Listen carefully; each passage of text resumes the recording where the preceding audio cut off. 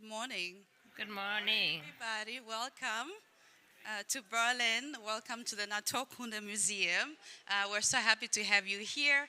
My name is KAVE BULAMBO, and I'll be your host this morning, and I'll also be moderating the conversation. This panel today, or this conversation, is called East African Brains Infuse Berlin, Brain City Berlin.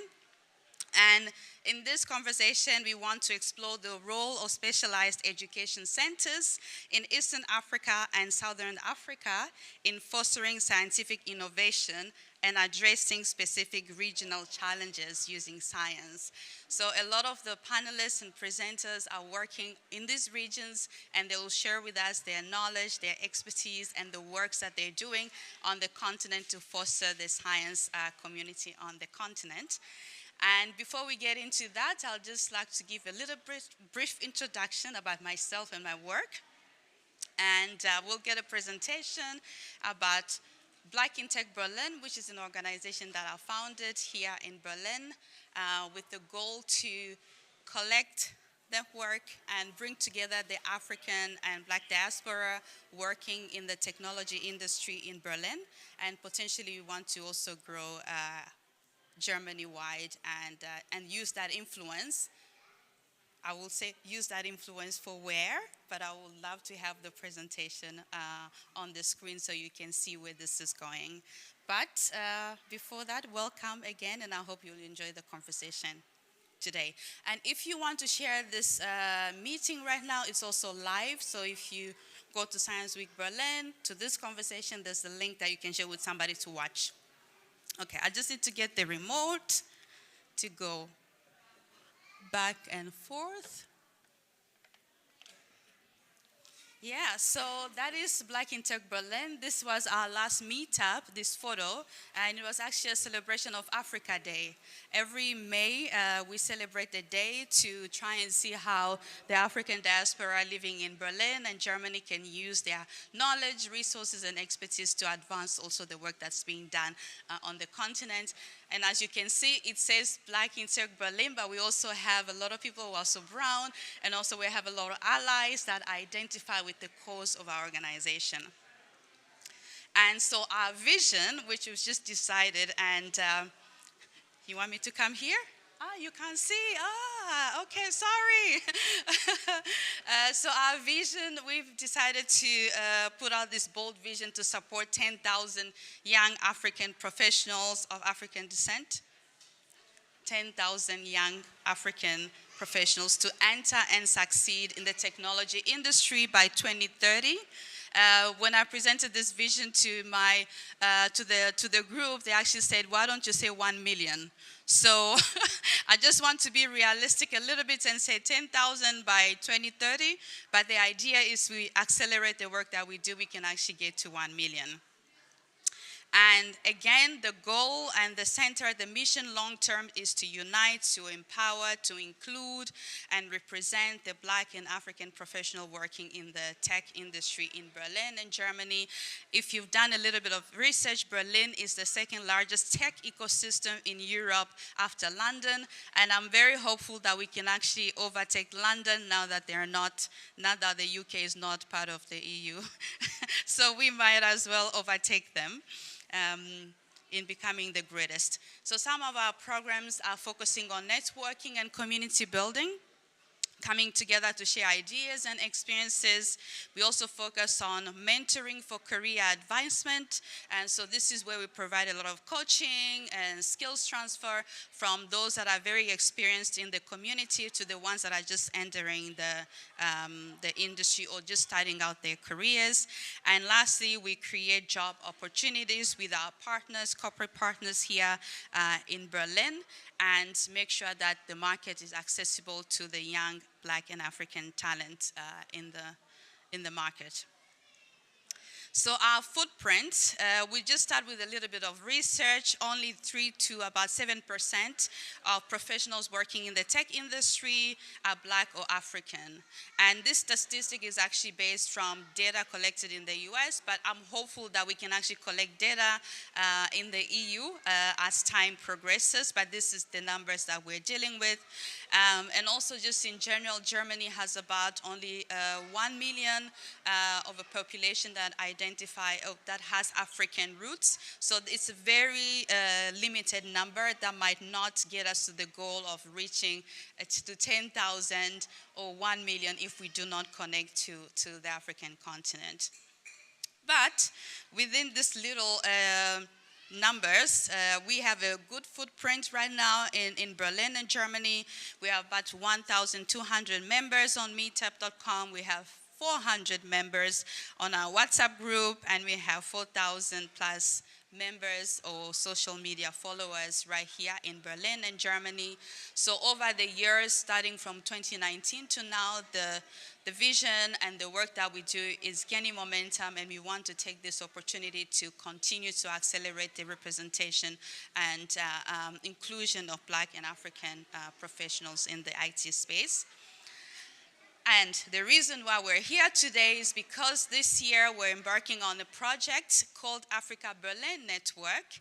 And the idea of this project is to create a sustainable, connected network that bridges the gap between the technologies ecosystem between Berlin and Africa. And so we're so happy to be here, to have you here in Berlin, to welcome you. And the goal is that in the course of the year and the next years that we'll continue to do this with the networks on both sides of the continent. So the project focus will be on exchanging of resources and knowledge, create a space for Berlin to learn about the tech ecosystem in Africa, but also for the African tech ecosystem to learn about Berlin. We're also going to focus a lot on talent exploration and acquisition. So this is enabling Berlin-based companies to learn about the quality of talent that you are developing on the continent and how that can be beneficial to the businesses either here or businesses that are coming to open their branches on the continent. And we also want to foster a network of investment for ideas. And this is where we will bring investors from both sides, from Berlin and the focus countries that we'll be working in, to exchange ideas and see where can they invest on the continent, and also maybe where they can also invest in Berlin. And we also want to connect innovation hubs. This is very exciting because innovation hubs, this is where ideas that change the world are formed. And we know that in Berlin, the tech hub, the largest tech hub, what happens is a lot of people are creating, a lot of innovation hubs are here, creating the solutions to possibly take Berlin and Germany to the future. And we know that this is happening also on the continent. So we want to create a space where they can actually connect with one another and learn from one another.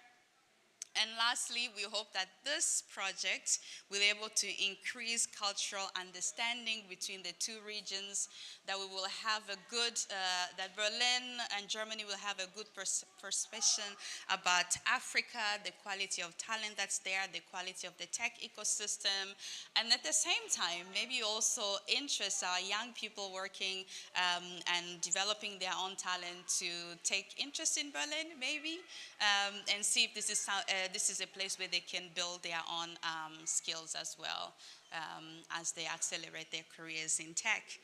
And so with that, I hope you're going to have a fruitful conversation today. You can ask me about this project later. You can also check out our website, BLACKINTECH Berlin, and we have information about this project as well. And to that, I'd love to invite our next presenter, Burkhard Vollbracht from Terra Talent.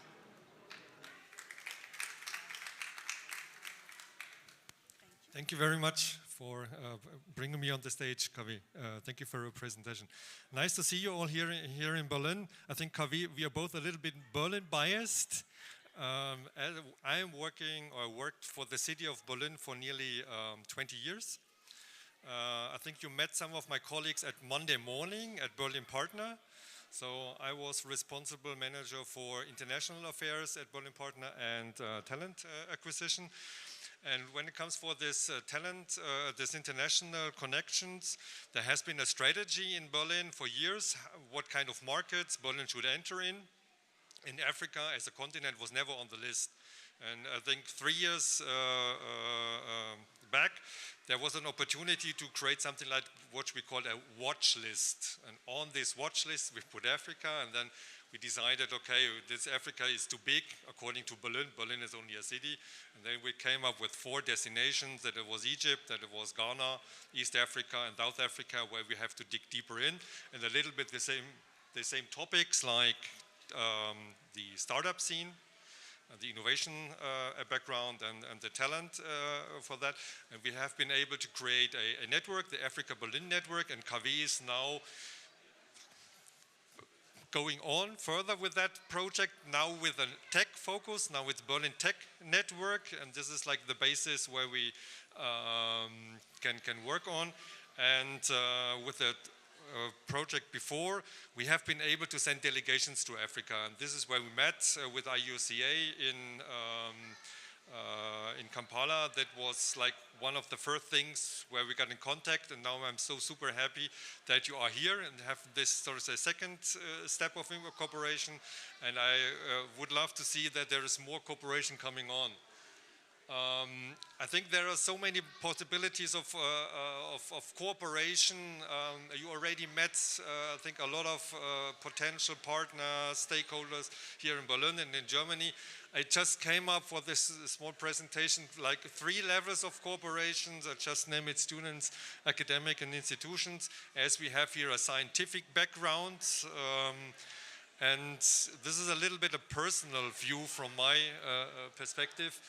When we look on where the students in Germany are coming from, at least Berlin-based, the biggest community here in Berlin are the Indians. You see the numbers. There have been a lot of people coming from China. This is now going down just because of international policies and things like that. But there is already some talent pipeline coming from Africa, and last year we see the first time that there have been more talent from Africa coming to Berlin than from Brazil, and Brazil used to be a big hub here in Germany too. I was a little bit surprised that Cameroon was number 1. I don't know why. I have no reason. I asked a colleague of mine where that come from. Morocco, I guess GIZ is doing some project with them. So GIZ is, I think, one of those drivers perhaps where the people are coming from. And the third one was Egypt, I guess. But you see that the numbers in total are quite small. When it comes for this kind of facts and figures, it's always interesting that, for example, the Indians, they come to Germany or to Berlin for studying. So the first entry is studying, and after studying, then going and find a workplace. That is, for example, different for Brazilians. Brazilians do not study in Germany. They came originally for working here. So, and I think this is a difference where I see there is a lot of possibilities still to have this student exchange in both directions. So once I visited a university in Kigali, and they have a huge entrance hall. That was a pretty lovely looking place. And for every student from every country, they put a flag. So there were a lot of flags in this entry hall, but there was no flag from Europe. So that means there is no student from Europe doing a master's, whatever, in Kigali. And this is, I think, this where we have to work on in both directions, to bring Europeans or Germans to Africa and have their master degree, whatever, thesis, innovation, internship in Africa and vice versa. So this is one of those levels of cooperations I see. I had tried to find out some figures on academic cooperation in Europe, and you again see that the numbers for academic staff and professors for North Africa or Sub-Saharan Africa are slow compared to others. So there is much room to improvement to get this kind of collaborations to become closer and bigger.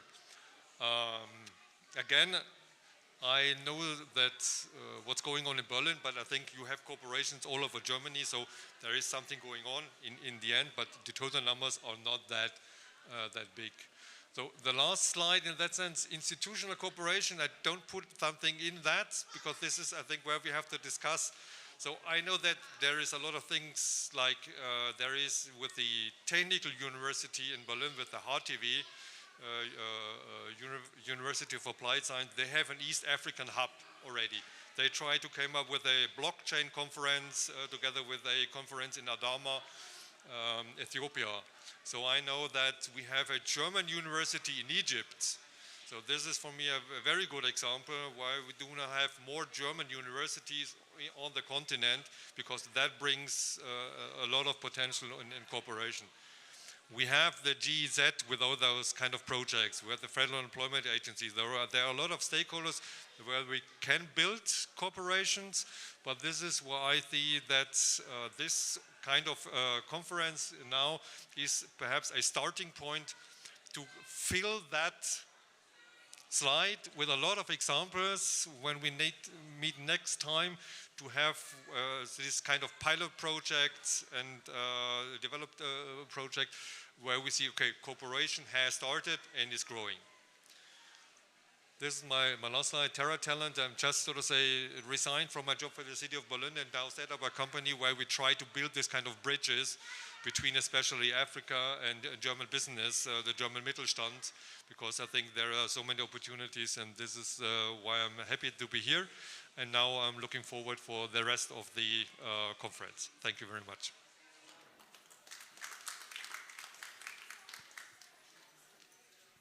Thank you, Burkhard. That was really nice. If you have questions, you can ask him after. He'll be here. So, our next presentation, I'd love to invite Dr. Salome Guchu from the Inter-University Council for East Africa. Welcome.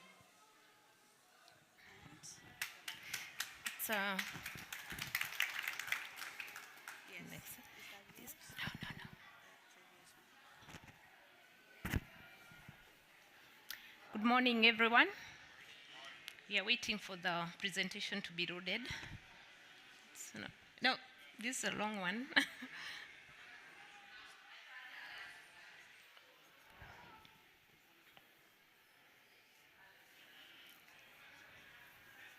Maybe briefly, I should be introducing to you what is Inter-University Council for East Africa.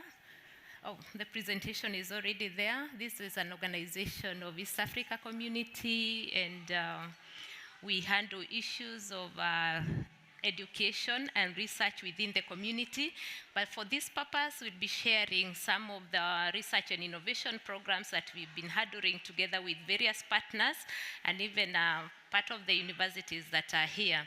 And this is a case of Eastern and Southern Africa Higher Education Centers of Excellence project. This is a project that is implemented by 16 universities within Africa. Of course, it's even beyond the East Africa.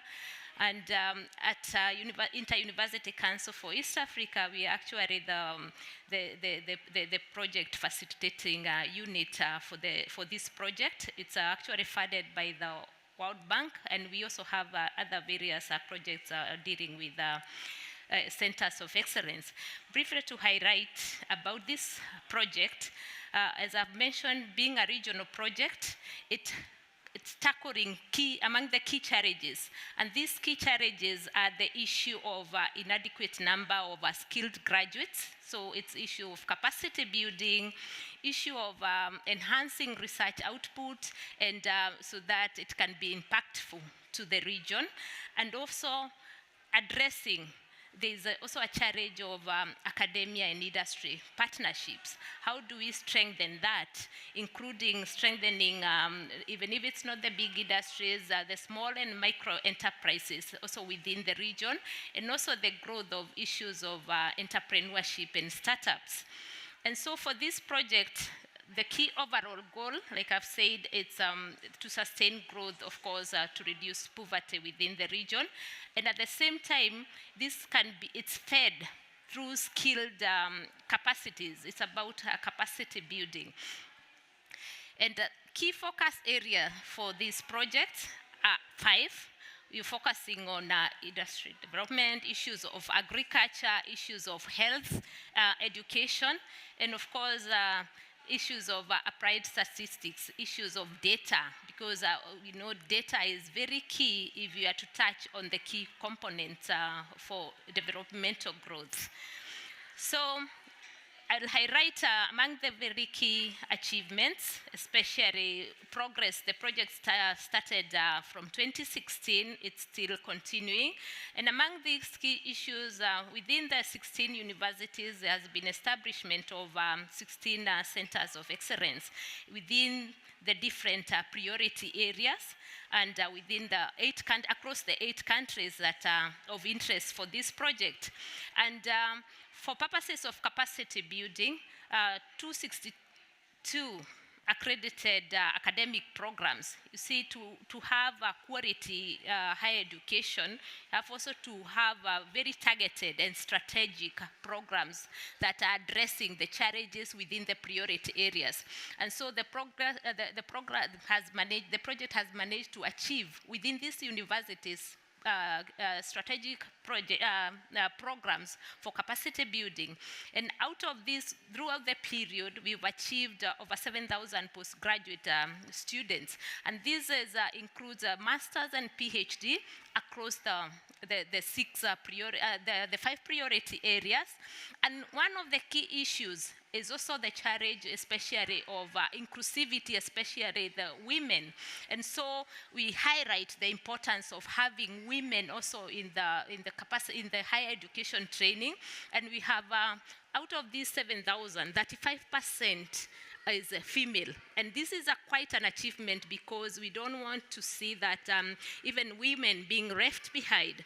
And of course, being an academic component, we also mentioned about the publications, because for us to reach out and partner with other people in the region, science from the region, from Africa, from East Africa at large, it also has to be felt by others across the world.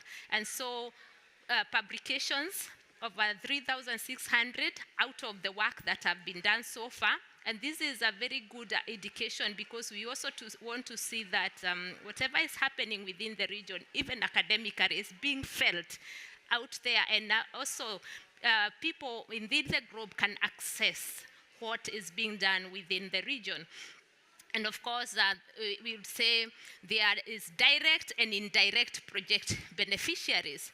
This is academically, this is also in terms of the students, this is in terms of also the technical support staff within and these are over 20,000, we would say they are project beneficiary out of what is really happening. And I would highlight specifically for this project, 4 incubation centers have been so far established, and they are running. And these are among the 4, one in Uganda, which is mainly dealing with pharma and traditional medicine issues, which is at Barara University for Science and Technology. There's a data-driven innovation hub at Nelson Mandela, and we have another one at Moi University in Kenya, which is also dealing with phytochemicals, textile issues. And then there's one on energy grid innovation incubation hub at the University of Rwanda. This is just a highlight of one project, but I'll also give you that to show that at Inter-University Council, being in the region, it's also handling, these are mostly the success drivers for these centers of excellence. There is, you have first of all to focus on issues of organization and the leadership. The financing model is that of, in a way that it's output, resort-based project, the financing model. And of course, there is a very clear monitoring and evaluation systems that are ongoing. But the key thing is the focus of strengthening partnerships. And these partnerships are about industry, academia, public, private, and engaging as most partners as possible. And that's what we are seeing, that it will enable the growth and also sustainability of this. And I would also like to highlight because, of course, we are here in Germany, and it's very important also to highlight we work very well with German partners, and we have another center of excellence, which is at Nelson Mandela African Institute for Science and Technology, and we also have them here. And this project, it's for Center of Excellence for ICT in East Africa. And with this, I'm sure you'll get more details about this center, and we are working collaboratively with GIZ, and also the focus of this, apart from the capacity building on ICT, that is specifically, especially on embedded mobile systems, we are focusing on strengthening the regional networking for the East Africa institutions. And this is about the universities within the region. How can they work together? Because togetherness, partnership is power. And not just that, there is a focus on the best practices of engaging academia and industry. And in this program, actually for the students who participate in this, they have actually a very clear linkages. They have to have a component within an industry.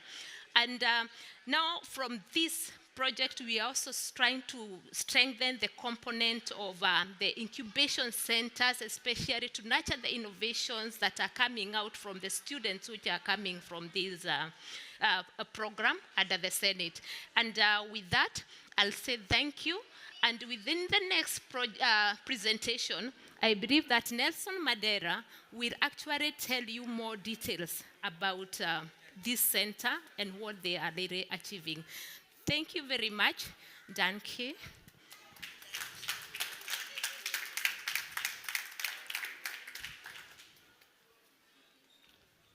Amazing. Thank you so much for your presentation. Thank you. So we're going to have a panel discussion afterwards, and people can ask questions. Thank you. That was amazing. Thank you.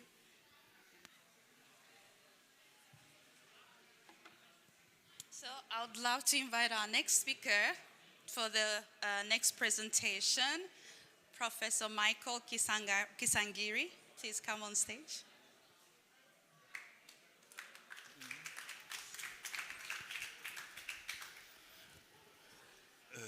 This one next.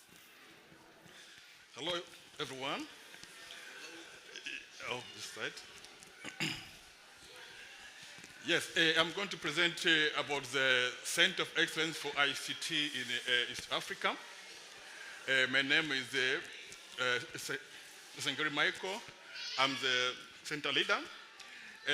I was supposed to present with my Dean of the School of Cox, Dr. Musa Ali, but we agreed that he will be on in the later session. Yeah, those are the contents. But before presenting about the center, I'll talk about the NMICE. This NMICE is a university whereby this center is hosted. NMICE is it's called the Nelson Mandela African Institution of Science and Technology. It's a center which is at Arusha, Tanzania, and it is formed because of the idea from Nelson Mandela and our former president, Julius Kambarage Nyerere. And the main objective of the center is to cater for the research which will help that area to deal with the challenge of the community and the industry. Yeah, so the NMIC have 3 schools. And we have a school of the Lisbon, which deals with the life science, school of the Bush, which deals with the business and the humanity, and the MMC deal with water and energy, and the Cox deal with ICT. Cox is a school which is hosting the Center of Excellence for ICT, a Senate. And as you see, the model there is that the NMS, as it is, it acts as an engine of producing solutions of the challenge which are facing a society and industry. So when this challenge are passing through NMICE, later on we'll have solutions. So that is a model which we are practicing at NMICE. Yeah, so the next slide is about the COCSE, about the program which at the COCSE, and then in this program we have embedded in the mobile system, which is EMOS, and EMOS is a program which is conducted by the Center for Excellence. That is the Senate and how it is formed.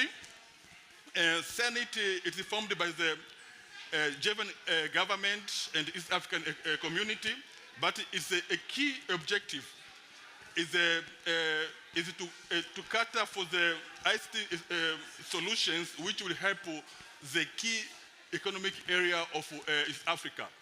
Because after the study which is conducted on 2017, it was found that there's a key economic area in East Africa, they are lacking ICT skills.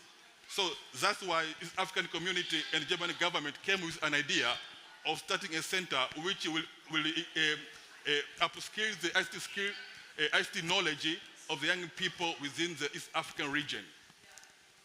So the center has got partners. We have partner in Germany, and also we have a partner in East Africa. So each country in East Africa has one institution which is a partner to the Senate. So we formed something that's called the consortium of university, whereby some activities of the centers we are working together because it is a East African Center of Excellence, so it's owned by the East African states. So this is a model which we are following as the EMOS. I mean, it's that program which is standing for Embedded and the Mobile System. Our program, it is very and highly connected with the industry. Students is spending only 2 semesters at the university, whereby it's being coached and given IT skills and knowledge, and then the remaining 2 semesters is connected with the industry, whereby first of all we'll start to engage in a group project where 3 or 4 students, they're working together, they're giving some topic, and then come up with a solution. And then after that, they go to the outreach, whereby they visit the industry, and they look at the challenge facing the industry, and then after got an idea how to come out with the solution, they come to us at Nelson Mandela, and they defend that idea, and when they are being allowed and approved, then they have been engaged in that internship. And that internship, the final report is used as their final project. So when it is successful, then they will be given a degree. So this you'll find that each degree from that center is a solution either to the community or to the industry. So that's the model which we are using at the Senate. Yeah, so this shows that how the Senate is using this model, whereby a very strong collaboration with the industry, and the area which we are really collaborating is on a curriculum development, joint research, student internship, and knowledge exchange and initiative. So we are always engaged in terms of giving lecture and even on teaching. Make sure that the student, while they're studying, also they'll have some knowledge or skills of what is going on the industry.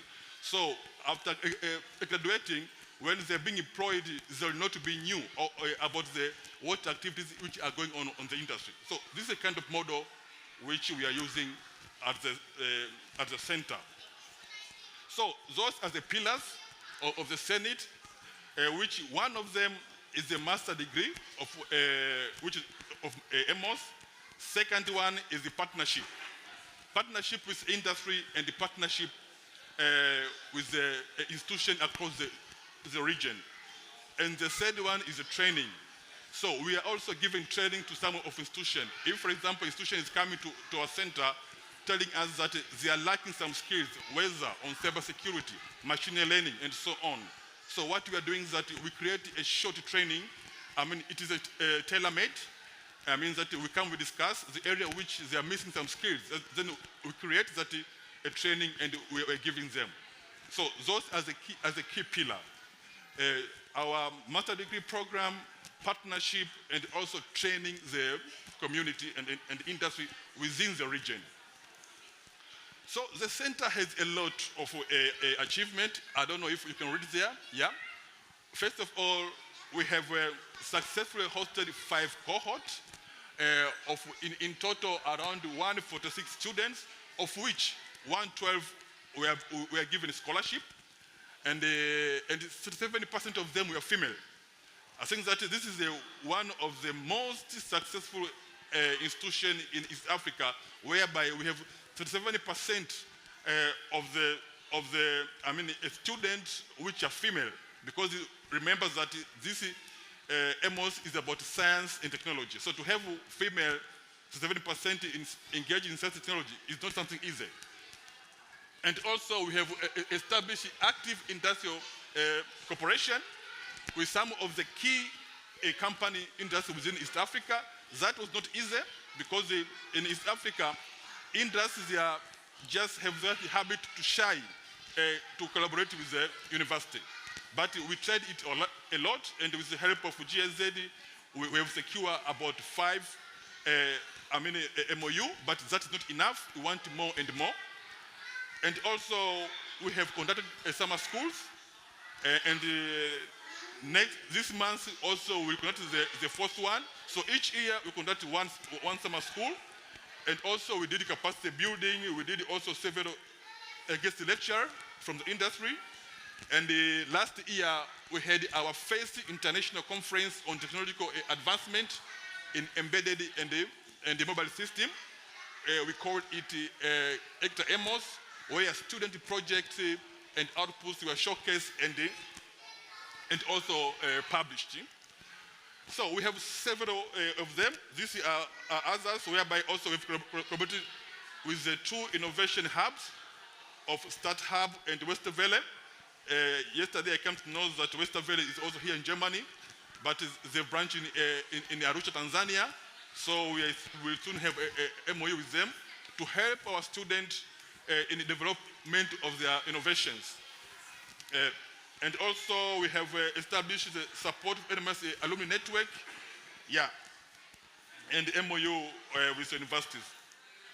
So here I just want to showcase just very few projects which were done by our students. As I said it before, that they were come to our institution to gain skills. These students, most of them, they have very good idea, very talented. But the only problem which they have is a tuition fee to be engaged into the university. I know here in Germany, university is free. You don't have to pay tuition fee. But there in East Africa, you have to pay.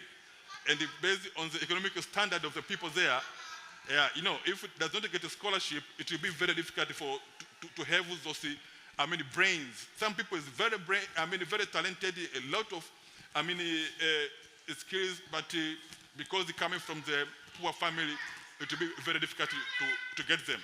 So this is one of the example of the student who say it's from Rwanda, says that his village was very close to the national park. So there's a problem there, whereby animals were coming to the village and eat invading the plantation, and eat everything. So this will cause a problem, hungers and so on. So these students get an idea. What can I do? So he found that those animals which are coming to their plantation, invading, all of them are being eaten by lions. Okay? So they are feeding lions. So what he did, he created a gadget whereby with the sensors, so when it found that some animals is approaching the village, so that gadget, it generated the voice of lion. Okay, so those animals ran away. So it created something like I can say is a virtual fence. Because before, the authority put a physical fence, and this physical fence sometimes it was hurting animals when they are forcing themselves into the village. So he put the virtual sense by using the voice of lion. So when they're approaching, when they heard the voice, those animals are running away. So in this case, that animals were safe and the village were safe. All of them were happy. And this is another project which is done by our student. You know, in East Africa, we are using a motorbike as a tax. Mainly, we call it boda, okay? But there's an issue there, issue of theft, and then the issue of the charging. So those students, they say, what can we do to solve this problem? So they come out with a prototype whereby it allows only the driver to put on the motorbike by using biometric, even the face recognition, and also that prototype, it has artificial intelligence whereby it can detect the condition of the road, because when these motorbikes are passing in the tarmac road, they use less petrol than the rough road. You know, we don't have all over tarmac road like here. There's a lot of rough road there. But they don't know that in a rough road, that motorbike uses more fuel than compared with the tarmac road. So by using this one, when is that artificial intelligence, it detects that now boda is passing through the tarmac road, it lower the rate. Rough road, it increases the rate to make sure that that driver is getting the fair, money, because otherwise you cannot, take that rough road and tarmac road, all of them are using the same fuel. So this is a solution also being created by one of our students. It's a very good solution. It is there on our lab. So at the end, I want to talk about the challenge which we are facing, which Center is facing. Center has a lot of planning, but one of the key challenge is the industrial academy relation. As I said before, that is not a culture in East Africa whereby industry collaborates with the university. But we did a lot of effort, but we need more collaboration. The second one, we need more industry from the region and beyond. Center needed to collaborate with more industry within the region and also beyond the region, so as we can do collaborative research and then we can learn from them. Because I know that like here in Germany, you have high tech, which we really need them in Africa in order to use it to solve the challenge which is facing our community over there. And also incubation. Most of these ideas, they are at the end, they're left as a lab. So they need incubation to excel them into the startup, into the commercial product, where students can benefit on the work, your innovation, which it did. Okay, so we need, we are working hard to get incubation fund, so as some of the key, or those very important prototypes to be scaled into the commercial products. And the last one, about to have the state of the art laboratory, so as to make sure that those prototypes which will be developed there will be those ones which can be tested everywhere. Because now students, we have a lab, but our lab is the normal one. But if we will get most advanced one, then it will be much helpful for the center. Thank you very much.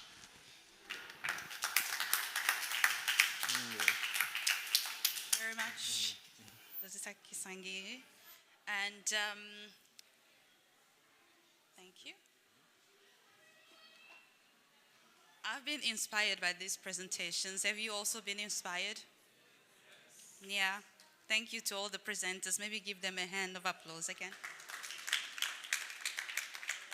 You know, part of the description that we have in this conversation is African science for African solutions. And I'm so glad that in the last presentation, we took a list of graphs of two solutions that are actually addressing two of the challenges of our communities, or the community of the young person who built it. And this is the purpose of this discussion, that we need to start developing solutions that actually speak, you know, to the challenges that we have on the continent. But it wouldn't hurt to also develop solutions that other people across the world can use. So I feel like we are already on the right path, and with the right partners and with the right collaborators, I think we will get there. So we'll now have a panel where we will explore more this topic, and you also get a chance to ask questions to our speakers. So I'd love to call on our panelists. We're going to have, I think I will still call to the stage Dr. Salome back, and I'll also like to call again Dr. Kisangiri as well, Prof. also on stage, and then we will have two more panelists. I will stand, don't worry, so I will stand on the side. We have either Prof. Fortunate Muyambi, not here. Dr. Fortunate is here? Okay. And then we have Prof. Odas Manirabona. Please come on stage. And we have Nelson Boniface, Professor Nelson Boniface. Okay. So Daniel was going to join us as well, but you can just come to the front as Daniel, and we will pass the microphone to you. Oh, you're Daniel. So we'll just pass the microphone to you since we don't have so much space on stage. And I think our two speakers need a microphone as well. So you can hold this one.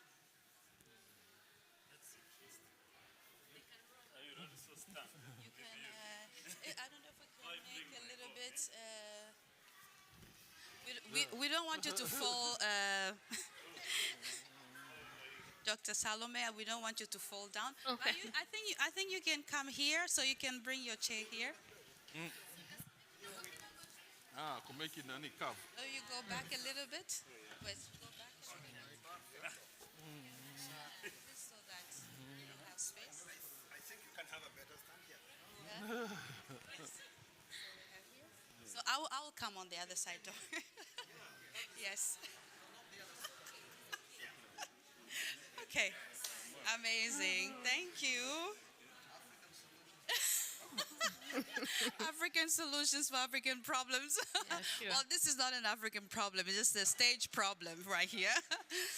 So once again, thank you so much for being here. We're so inspired by the work that you are doing on the continent. And again, as professionals and community leaders building in the technology industry and the STEM space, we're so happy to see that you're already building that capacity. And again, this conversation is African solutions for African problems. We have a lot of challenges on the continent, but I also foresee that we have a lot of opportunities to grow. And I first want to start with the opportunities and chances that you've seen through this program that you're running across the countries that you're operating. And Dr. Salome, you can wait, and Dr. Singeri, you can wait. So I'd love to pass on the question to you.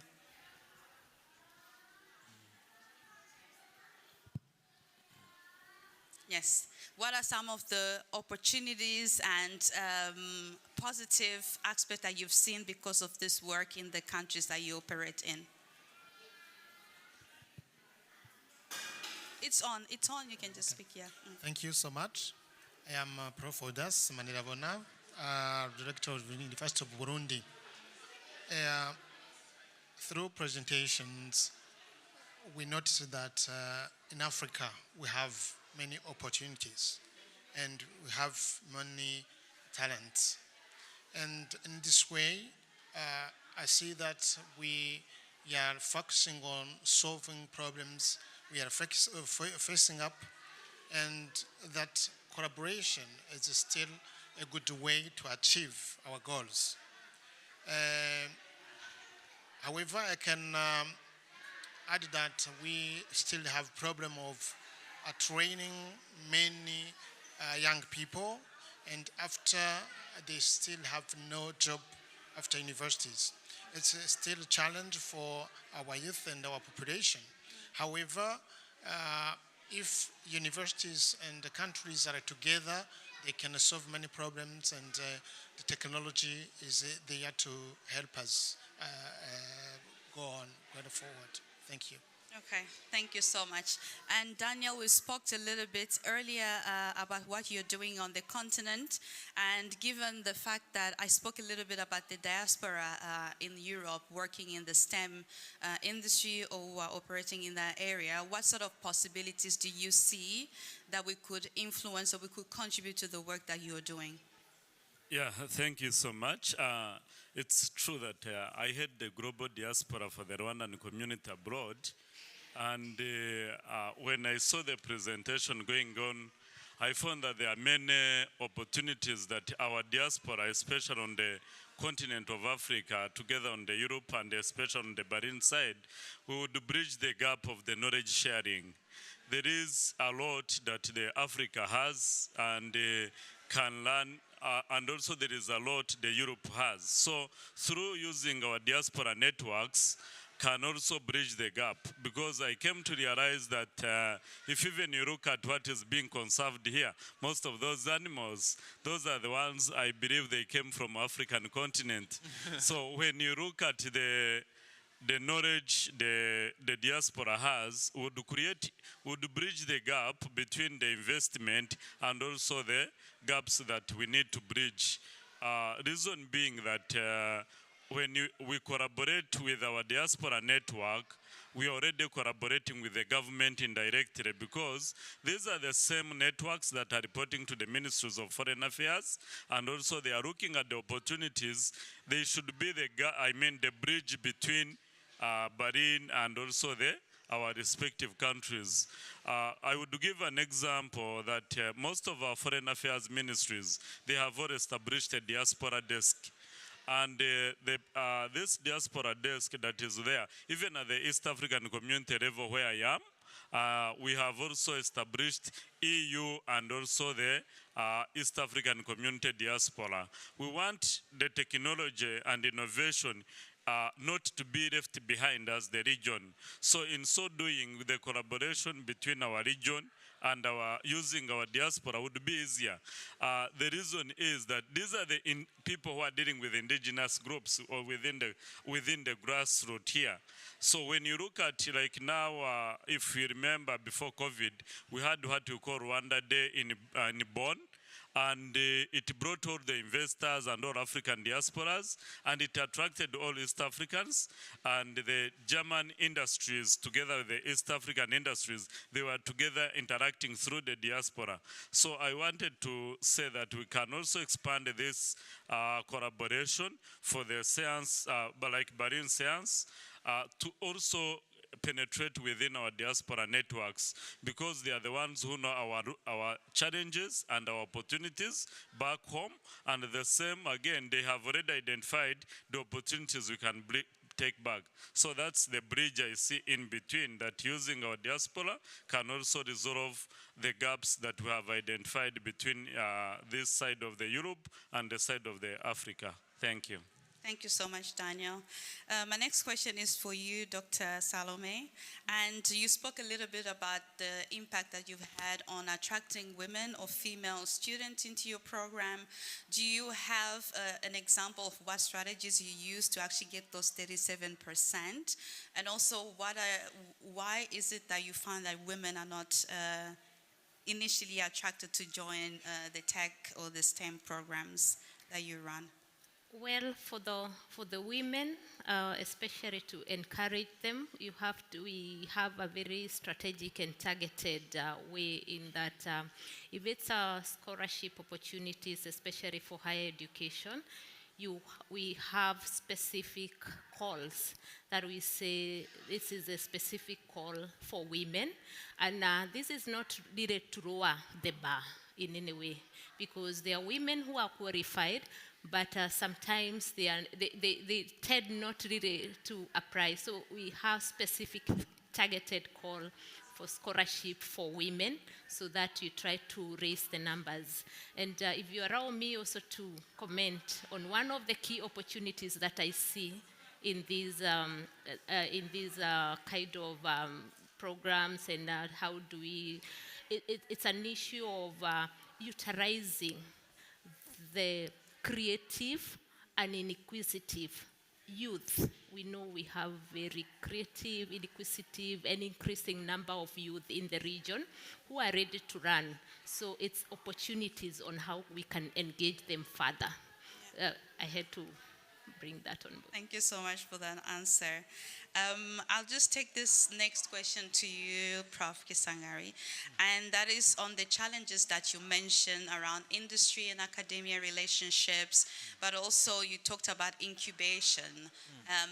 In Berlin, we have a lot of incubation hubs, and I'm so happy that you actually have at least some incubation hubs in some of the countries that you work with. Are there specific focus that these incubation hubs look at? And can you give us examples? So maybe like IoT or AI, like what are the focuses of these hubs that you have? Okay. Thank you very much. Thank you very much for the question. Yeah, when I was talking about incubation, as I said before, that those students, I think we have more than 100 students, and most of them, they come out with innovations. So there at Nelson Mandela African Institution of Technology, we have an incubator, but to engage a student in the incubator, you need a fund, number one, and number two, also you need to connect him or her to the industry or any people, for example, which are dealing with the marketing, because not all innovation can go to the market, you know. So we need also a coaching of the student, make sure that the product which you are upscaling, what kind of features which is needed, so as it can be adapted there into the market. So we need like infrastructure, a field whereby can coach the student and they can keep the student, because we know that these students have already finished studies, so the finished studies needed to live, okay? So that kind of support is the one which I was talking about. And do you have examples what type of products maybe comes out of the innovation hubs? Pardon? Any type of products that you had come out of the innovation hubs?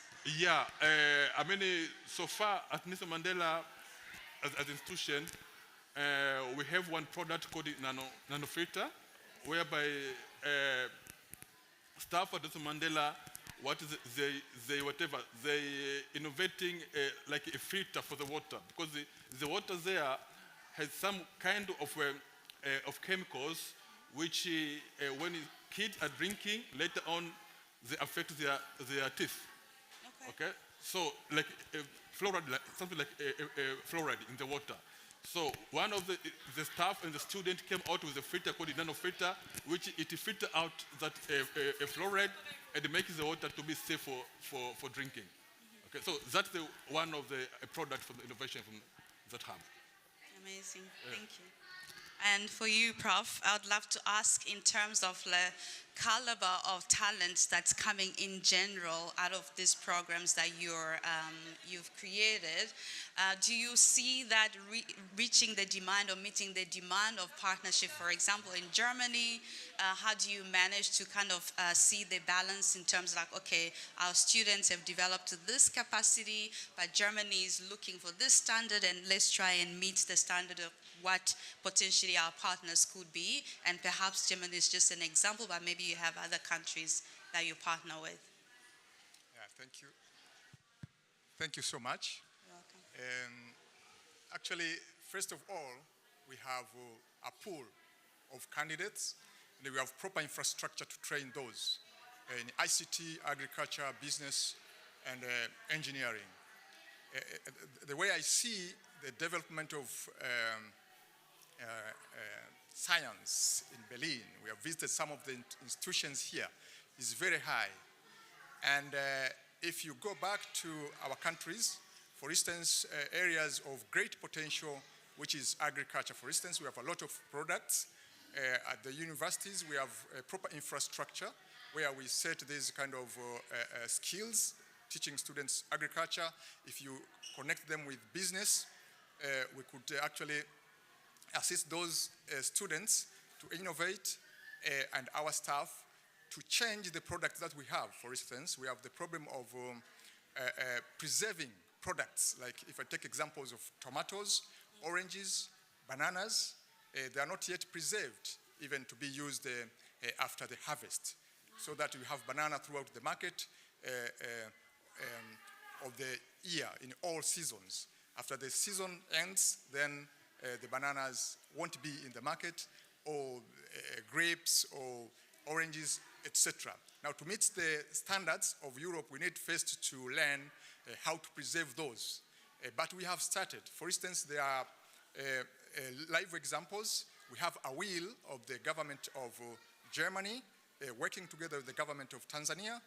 Now we have, for instance, a project, a collaboration between the School of Business at the University of Dar es Salaam and Agriculture with the TU Berlin, trying to preserve those kind of products so that probably in the future they can meet standards and penetrate the market of the European Union through those kind of establishments. Thank you so much. My last question before I give to the audience is around research. A lot of the products that we see come out to market in Europe are products and solutions that have been spent a lot of time into research. So most founders or products that are sold are starting from a PhD research, and then it's taken into an incubation program, and then it comes out to the market. How strong is our research facilities, our research programs, and perhaps maybe this opportunity is giving you a space to see how further you can take the research programs that we have, so that we actually thoroughly invest in studying the problems that we have and the solutions that we potentially want to take out to market. How strong is our research? Or if it's not, what is your overview of the next coming 2 years? What should we look forward to? Yeah, thank you so much. To my understanding and to the data I have seen, our research is still low, and not because that our universities are not able, but it's because of the policy. So when you look at our national policies and the regional policies, the value they give our professors, our schools, and the remunerations behind that, it's the one that is really affecting the research period. So the whole ecosystem goes with what is the output at the end of the day. So if I see the synergies from the political side, the academia, and also the supporters of the initiative to come together, and it becomes a national policy. So the few research centers we have visited here and even elsewhere within Europe, you would see that there is a government support. There is the commitment behind that. So it's not that our professors and our students are not, but it's because there is a little time given. So what is the take home? It's now the advocacy to see how do we do our homemade solutions within a research, and how do we engage the politicians to understand that it's important that there is a strong maturity within a research. Otherwise, most of our researchers within the space die prematurely, because you have started an innovation. Sometimes it's taken to the Europe, Asia, and elsewhere, and our professors suffer because of there is no remunerations behind. So the advocacy that we have to do at the regional level, political level, is how much time, how much remunerations do we bring behind this, and how should this impact our economic development, because they should all know that it has an impact on the economic development. So the moment we tie both together and show that the research we do in our universities has an impact on economic development and transformation of a nation, then it will follow the maturity and we reach at the end of the results. So that's at the view of the regional level, the ESA, and at the personal level. That's the way I see this. Thank you. Thank you so much. I'll now open the floor to the audience to ask some questions, if there are any that came to your mind. Yes, we have one hand there, so I'll pass on the microphone. Thanks. Hi, my name is Bastian. I'm based in Nairobi and co-founded 2 startups there. So my question is a bit more regarding private industry and technology companies. So in Nairobi, we have like big international companies like Amazon, Microsoft, Google, who came there and set up big development centers. And I don't really see that in that extent from European or German companies. I'm not sure if any of you is involved in the more industrial side of things, but do you know of any efforts to also get European companies to set up development, tech, creating jobs there? That's my first question. I have another question. I also know some people from the Kenyan AI practitioners and research community, and not all of them are affiliated with universities, but there's quite a lot of activity going on, independently. What kind of facilities or positions can you offer, independent people that are just enthusiastic and do their own research to maybe work together with them and push things on that side? Thanks. Thank you for your question. Do you remember the questions? So any one of you can feel free to answer.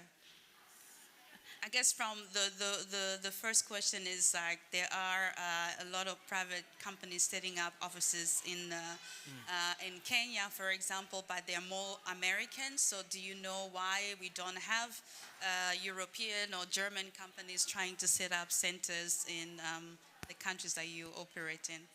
Maybe for me, maybe to comment, not to know why they are more Americans or why there are few Germans, but to me, I would look at it, it's more of that proactive approach, even at bilateral levels within the countries, where even most of these, they also get in through the foreign affair initiative. And I've seen most of the initiative, actually, as much as they're private, they also come at that level where even you can have even forum initiatives where private companies, they are trying also to engage the local academic world or the local hubs within the region, and it's a country-driven, they come in bilaterally and also helped through the Foreign Affairs Service. Yeah, so I hope I've tried really to provide. Yeah, I can add on that. Yes. As the staff of the region, one of the reasons why we have seen more American companies coming to our region, East African such, when we deal with the trade agreements, like the trade agreement today we have of the EPA, the European one, takes care of the whole 27 European countries instead of the country specific. And when you look at the trade agreement that we have dealt with, there is America on a bilateral basis, as she has mentioned, but there is also the EPA that we did as the whole Europe at that level. So in the private sector, there is that vocal engagement, but the reason is that for us who have been also attracting some of the European companies, there have been limited skills in terms of what they are targeting in. But this is what the universities are now solving with the support from the GIZ and also BMZ in terms of building up the centers of excellence like our master's program. Last time when we were dealing with that, with attracting the European companies, especially even in pharmaceuticals, you would see Indian companies are there, but the European companies, they are just supplying. There is that mistrust of the local content. So I believe the establishment between the Marine Talent and the East Africa with our Inter-University Council would show them that we have a talent within the region. There is the level of scrutiny that they go deeper to analyze, which Americans don't do, and Asians. So I just wanted to inform anyone who is in the private sector to see the way they can go and follow the same trend. Because at the government level, Europe is more dealing with our governments. You would see how like the president of here was already in Tanzania, the chancellor, they are there, all at the political level. But when it comes to the business, I think also the level of the quality Europeans needs to be educated more. Because I have come to realize that not only in Kenya, but it is within the whole region.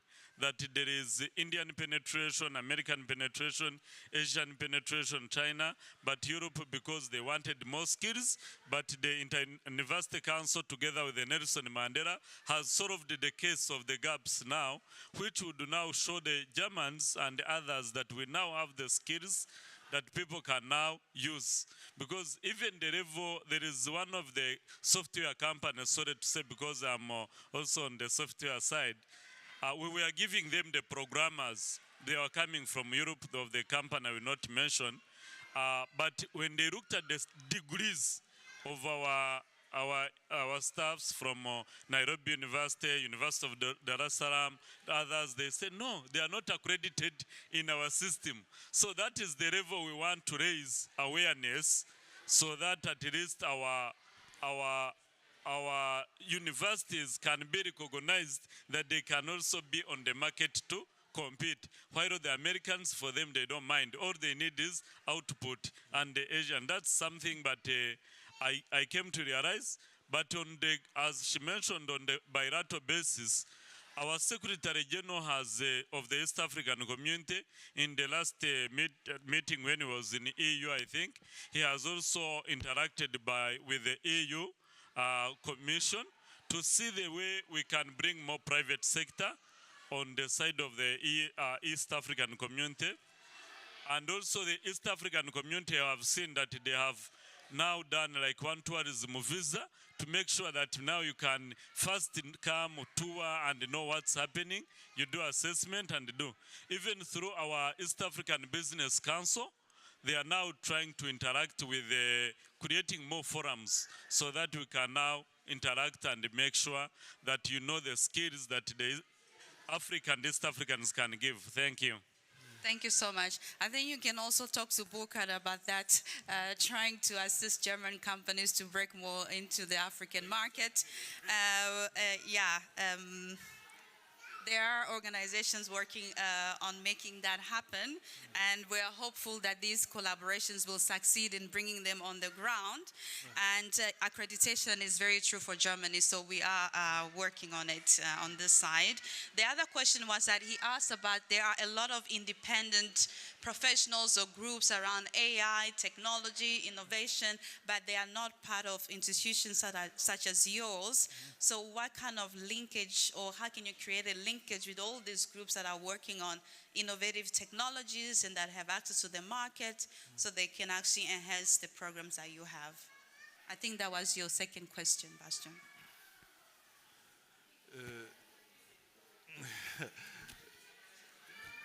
If I understood, those kind of integration is about linkage between the industry and the universities. So what we need is to first identify them, and at the universities, usually we have space for incubation.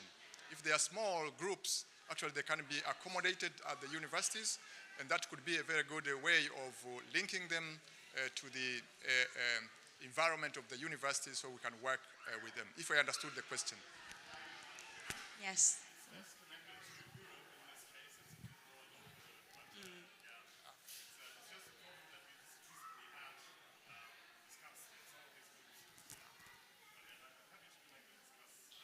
Thank you. Any other question in the group? Yes, there's one here. I actually have a comment. I like your line of questioning and maybe thought-provoking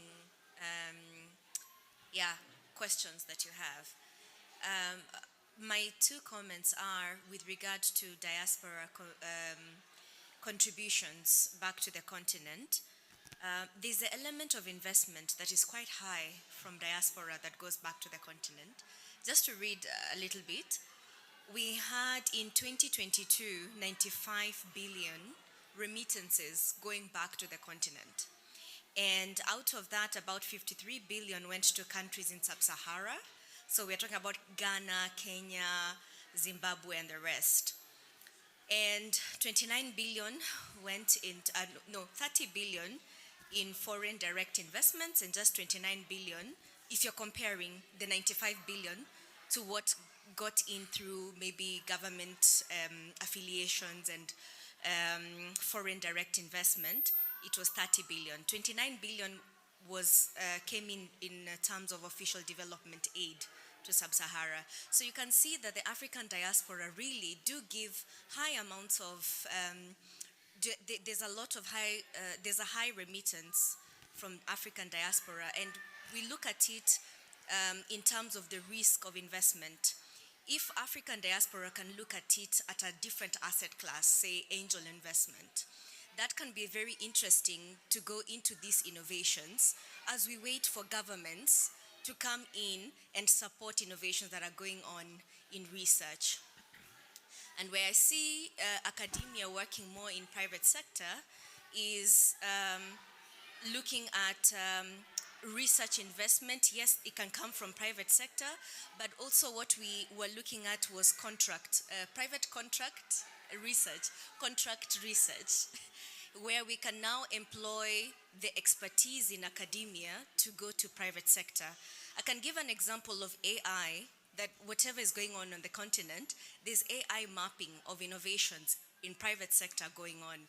And we can see already that an institution such as AfriLabs is engaging academic staff members to do that particular mapping because they are good at it. They understand the technicalities of AI and what technical outputs are required in that field of study or that field of implementation. And then they can also advise private sector, but also understand what are the needs that are required for subject matter mastery. And I really like the direction which we're going to, where PhD studies are now getting the focus and the attention that they deserve. I really see that in the next 2 years, or even immediately, some of our work will go into investing in further, more in-depth studies, and that will be PhDs. That is where the innovations are, because then you understand what the topic is all about. Then innovations can be birthed from there. So in the next 2 years, we're seeing that direction of progress on our continent. Yeah. Thank you so much. So that means we need an office that we can reach out to in each of your institutions. So maybe like diaspora info office at your universities or institutions. I think that would be such a great idea, especially when you talk about investing and angel investing. I think that's a very huge consideration from the diaspora. I'll follow up with questions and emails, yeah, so we can make that happen. Yeah.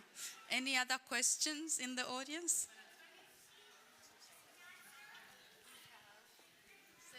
Okay, thank you. Mine will be brief. I would like to ask the engineer, what are some of the steps that your organization is taking in so that they can even help the students in the universities with some of the practical skills? Thank you.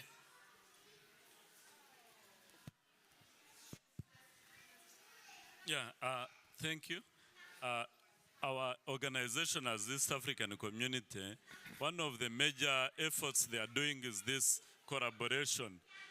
If you have seen, there is a Center of Excellence for the ICT, which is in the Nelson Mandela. That's one of the regional Center of Excellence. In the biomedical engineering, they have already established the Centers of Excellence, which is already situated in Kigali. There are several Centers of Excellence: the heart, for the medical side, the kidney, the cancer, now the mathematics. So the region is coming together to ensure that we put the efforts together to ensure that at least the resources are optimized. Again, through the same organization from the presentations you have been seeing, there is one common education area whereby the free movement of students from one country to another to access the resources that are already there has already been harmonized to the level that if you are from Kenya and you go to study in Tanzania or Rwanda or South Sudan or Burundi, you are paying the same tuition fee. There is no more education permit you are paying. So that movement, the movement itself has already been achieved. So the next thing is the collaboration through now the bigger institutions that are now going to do the partnership. So other things you saw from the institution of the Inter-University Council, they are giving the scholarships outside the within even our region and beyond, to ensure that at least our regional citizens are equipped with enough resources. So that's why we are saying today that the East African community is going to be the most moving region, because of the efforts they have put in research, they have put also in academia, and also the political will for the United East Africa. Thank you. Thank you so much for that.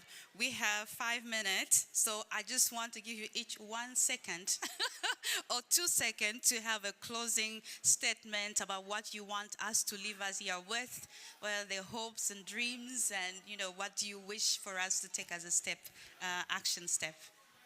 I'll start with you, John. Good. My parting shot for this is to leave you with by this saying that the East Africa region, we are coming in a positive way in a growth trajectory in terms of issues of research, and especially on advocacy, on taking research output to the market, engaging partners, both industry partners, international partners. And there are very many institutional engagement, especially from academia, that are really working. And this is capped by the positive policy directions that governments within the regions are also taking, because there is need for the policy commitment and also implementation levels at universities, and also working with associations which are for innovation, especially innovation hubs, which are there within the countries. They are also coming together and engaging academic institutions. So positivity, optimism, we are in the growth trajectory. Thank you, Dr. Salome. Prof. Sangari? Oh, thank you. What I want to say is that there's a lot of talent in that region, in East Africa. It's a lot of talented young people. I've seen them because I'm working in the academic. So what I want is engagement. I mean that the trust of the industry, the trust of the industry abroad, like here in Germany, if they will invest on them, they will come to collaborate with them. For sure, we will work with them very well, because we have people, and those people, they really need support, and we have the needed skill which are needed here in Germany. Thank you. Thank you so much. And for you? My last comment is related to the linkage between university and the companies. As someone asked a question on that, I think it's important for universities to involve companies in training, even in research, because companies are likely even to finance researchers. It's important to do in this direction. And I think the regional council, as inter-council for East African community, is doing. It's important to put together all universities, and in this way, research can be possible than a university can act alone. Thank you. Thank you so much. Last one. I appreciate for this opportunity. I would like to raise my voice to call for the diasporas as our ambassadors in the countries they are, especially in Europe. Back in our countries, we are struggling to connect our learning institutions to give relevant education by connecting with the industry. So you who are in the diaspora are the ambassadors and the link direct to Europe, where the technology is very high. So please come back with the purpose of connecting to the higher learning institutions, so that you open doors to those with great ideas, so they can also know what is going on in this side and they get connected to solve the solutions for Africa. Amen. Thank you so much for that. Thank you so much, African Solutions for African Problems. Please give a hand to our panelists. It was really insightful, and with a little bit of optimism, collaboration, partnerships, and exchange of knowledge, we believe that this will be possible. So I look forward to what the next 5-10 years will bring because of this conversation. So thank you for joining us. We're on time. maybe we can take a group photo here. Do you want to come and take a group photo with us? Please come on stage. Come on stage. Come on stage. Let's take a group photo. Here. Maybe we just need to move those chairs back, but I think some people can stay here. Some people can stand here in front. I'll be in the middle. I'll be in the middle. My sister, group picture. Group picture. Wait, come and take us a group picture. Are the birds on the picture?